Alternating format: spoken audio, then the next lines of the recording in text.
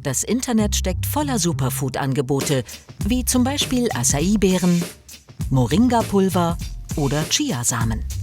Superfoods sollen gesundheitsfördernde Eigenschaften haben. Aber sind sie wirklich so super? Superfood klingt toll. Super bedeutet ja überlegen im Vergleich zu anderen Lebensmitteln. Das ist aber hauptsächlich Marketing. Also es gibt überhaupt keine geschützte Bezeichnung Superfood. Das ist einfach was klasse klingt, aber wenig dahinter ist. Die Versprechen im Netz klingen verführerisch, mit Erfolg. 1/3 der Deutschen nehmen mindestens einmal pro Woche ein Superfood, 5% fast jeden Tag.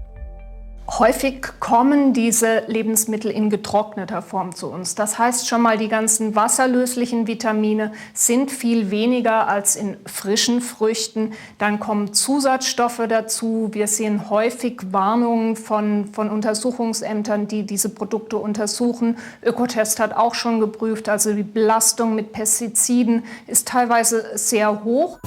Im Einzelnen. Die in Hollywood so gehypte Acai-Beere kommt aus Brasilien. Sie soll eine wahre Vitaminbombe sein und man soll mit ihr sensationell abnehmen. Wenn man sozusagen sonst wenig dazu isst, nimmt man sicherlich ab. Also die Beere enthält sehr viele Antioxidantien. Acai-Beeren können mit Medikamenten Wechselwirkungen haben. Also das ist die andere Seite des Superfoods, dass hier tatsächlich auch Vorsicht geboten ist, was die Menge angeht, weil je nach Medikament, was man nimmt, kann da eine Wechselwirkung sein. Also Wunderwirkung nein, Wechselwirkung leider ja. Neben Acai-Beeren haben auch Goji-Beeren zum Beispiel Wechselwirkungen mit Blutverdünnern. Exotisches Superfood hat aber noch ganz andere Probleme. Professor Peter Nick ist Molekularbiologe. Er warnt: Das Problem besteht darin, dass viele Produkte, die bei uns verkauft werden unter einem bestimmten Namen, dass da gar nicht das drin ist, was draufsteht. Das passiert sehr häufig und kann also im günstigsten Falle ist es einfach eine Verbrauchertäuschung. Im schlimmsten Falle kann etwas passieren, was dann die Verbraucherinnen und Verbraucher schädigt. Und das ist dann wirklich problematisch. Beispiel Chiasamen. Sie sollen besonders viel Eiweiß, Ballaststoffe und Omega-3-Fettsäuren enthalten. Chia soll Gelenkschmerzen und Sodbrennen lindern. Aber nichts davon ist wissenschaftlich bewiesen.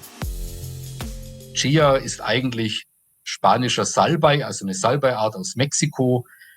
Chia bedeutet aber in Lateinamerika einfach nur ölhaltige Frucht. Deswegen gibt es 8 verschiedene Pflanzen, die als Chia gehandelt werden. Und darunter ist auch der echte Chia. In genetischen Analysen fanden Professor Nick und sein Team aber ganz andere Samen. Inzwischen haben wir sogar festgestellt, dass Basilikumsamen als Chia-Smoothies verkauft werden. Und das wird dann problematisch, weil manche Basilikumsamen enthalten einen Stoff, der heißt Estragol, und zwar in relativ hohen Mengen. Und der ist mutagen und genotoxisch. Das heißt, wenn Sie sich da jeden Tag einmal so einen Smoothie reinpfeifen, dann haben Sie schon Ihre Dosis beieinander für einen ernsthaften Genschaden, was dann ja auch dann Krebs auslösen kann. Superfood ist exotisch. Nur Fachleute erkennen die botanisch richtigen Pflanzen. Für Nicht-Botaniker birgt das Risiken für Verwechslungen von Pflanzen oder auch von Pflanzennamen. Ein Beispiel ist der beliebte Bambustee. Das ist also ein Tee aus bestimmten Zwergbambusarten, der in der traditionellen chinesischen Medizin eingesetzt wird. Und der war dann hier plötzlich sehr populär im Westen. Überall wurde also Bambustee verkauft und auch heftig beworben, wie toll das ist und wie gut für die Gesundheit. Auch hier untersuchten Professor Nick und sein Team die in Deutschland erhältlichen Bambustee-Produkte genetisch. Wir haben dann die DNA gezogen, haben Marker drüber laufen lassen mit PCR und haben festgestellt, es ist eine chinesische Nelke. Und diese Nelke hat auf Chinesisch den Namen Steinbambus. Und das war der Grund für diese Verwechslung. Das ist nicht ohne, denn wenn jemand schwanger ist, sollte sie diesen Tee nicht trinken, weil diese Nelke dazu führen kann, dass Wehen vorzeitig ausgelöst werden und dann das Kind abgeht. Also eigentlich eine Katastrophe. Sowas darf eigentlich bei uns nicht verkauft werden. Aber jede zweite Probe auf dem deutschen Markt war diese spezielle Nelke und nicht der entsprechende Bambus. Nächstes Beispiel: Moringa, ein weiteres beliebtes Superfood. Der große Baum kommt ursprünglich aus Indien und heißt auch Meerrettichbaum. Er soll mehr Nährstoffe haben als jede uns bekannte Pflanze.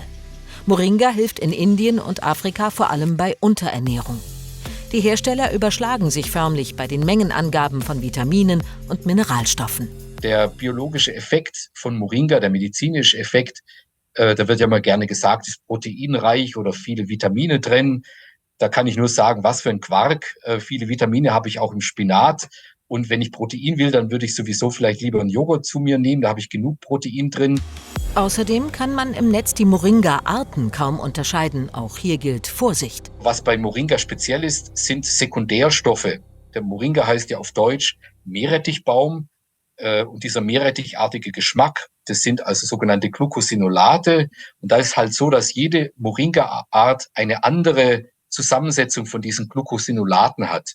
Es schmeckt auch anders und das ist auch medizinisch anders. Und der Grad zwischen medizinischem Nutzen und medizinischem Schaden ist bei solchen Substanzen relativ eng. Was also helfen kann, könnte genauso auch schaden. Und das gilt auch für andere Superfoods. Als Laie kann man zum Beispiel eine echte Acai-Beere nicht von einer falschen unterscheiden. Meist kommt die Frucht sogar verarbeitet nach Europa. Eine ähnliche Pflanze oder Beere kann harmlos sein, muss sie aber nicht. Viele von diesen sogenannten Superfoods entstammen einem medizinischen Kontext, ob das jetzt Ayurveda ist oder traditionelle chinesische Medizin oder arabische Medizin. Und in diesem Zusammenhang ist relativ klar, worum es sich handelt, welche Pflanze es ist, wie man die richtig benutzt. Und was jetzt mitkommt, ist nur die Pflanze und dieses ganze Wissen drumherum kommt nicht mit. Und dann passiert eben aller möglicher Murks. Einer der tragischsten Fälle von Pflanzenverwechslung passierte in Belgien in den 90er Jahren. Dabei haben über 112 Frauen Nierenschäden bekommen. Das Ganze zeigt exemplarisch, wo das Problem liegt. Also was hier gemacht wurde, war Folgendes. Die waren also in einer Schlankheitsklinik, sollten also eine Schlankheitskur nehmen, die auf der TCM basiert. Und da wird eine Pflanze eingesetzt in der TCM, die heißt Fungi. Richtig eigentlich Guan Fungi. Und dieses Guan, an diesem kleinen Wörtchen, da hat sich die Sache dann festgemacht. Und die wurde verwechselt. Und dann haben diese Frauen eben diese falsche Fungi-Pflanze bekommen und haben dann eine Niereninsuffizienz erlitten. In dieser Hinsicht sind unsere heimischen Nahrungsmittel sicherer. Und sie enthalten in den meisten Fällen genauso gesunde Inhaltsstoffe wie die teuren, weitgereisten Exoten. Regional ist das neue Super, weil mit Superfood aus fernen Ländern hat man eine schlechte CO2-Bilanz, holt sich mitunter verbotene Pestizide auf den Teller. Mit frischen, regionalen Produkten tut man was fürs Klima und für die eigene Gesundheit. Und sogar optisch kommt das trockene Superfood längst nicht an unsere frischen regionalen Köstlichkeiten heran.